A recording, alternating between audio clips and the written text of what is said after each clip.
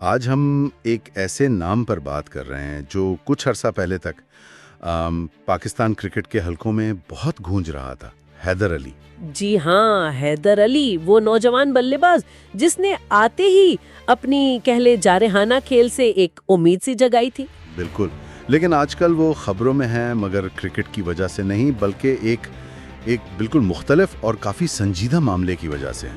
جی بالکل، ہم بات کر رہے ہیں حیدر علی کی، جن کا نام آپ کو یاد ہوگا 2020 کے T20 ورلڈ کپ کے بعد خاص طور پر سامنے آیا تھا، ایک دم سے شہرت ملی۔ ہاں بالکل یاد ہے۔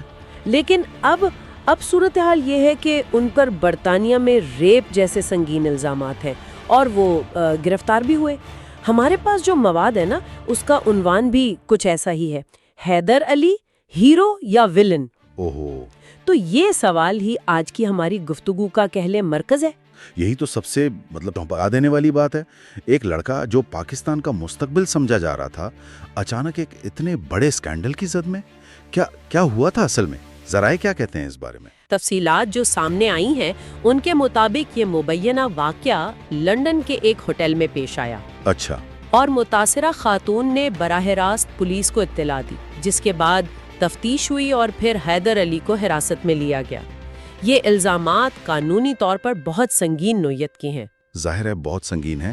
اور پاکستان کرکٹ بورڈ یعنی PCB، انہوں نے کیا کیا؟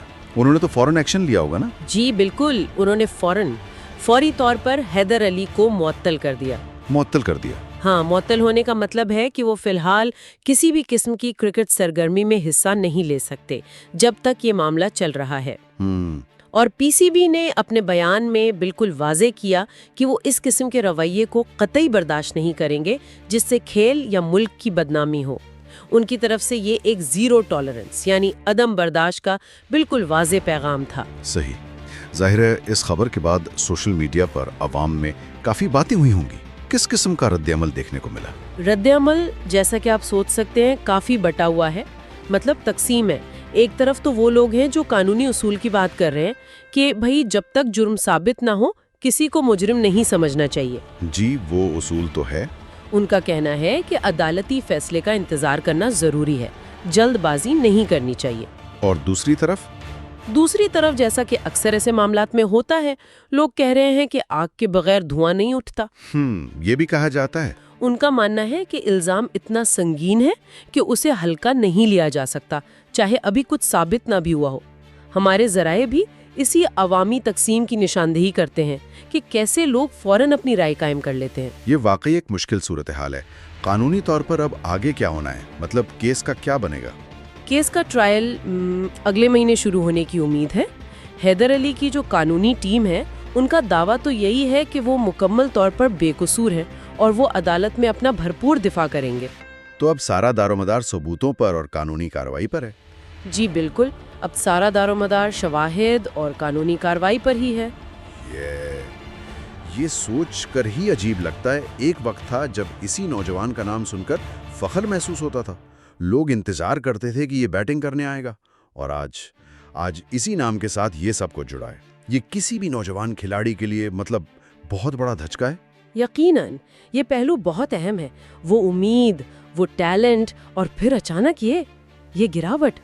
ذرائع بھی اس بات پر غور کرتے ہیں کہ کیا یہ صرف ایک انفرادی غلطی کا معاملہ ہے یا اس میں وہ شہرت کا دباؤ، نوجوان کھلاڑیوں کی تربیت کے معاملات اور نظام کی کچھ کمزوریاں جیسے عوامل بھی شامل ہیں۔ اچھا، یعنی یہ سوال بھی اٹھتا ہے؟ جی، یہ سوال اٹھاتا ہے کہ کیا ہم اپنے ابھرتے ہوئے ستاروں کو شہرت کے ساتھ جو ذمہ داریاں اور خطرات آتے ہیں ان کے لیے ٹھیک سے تیار کرتے بھی ہیں یا نہیں؟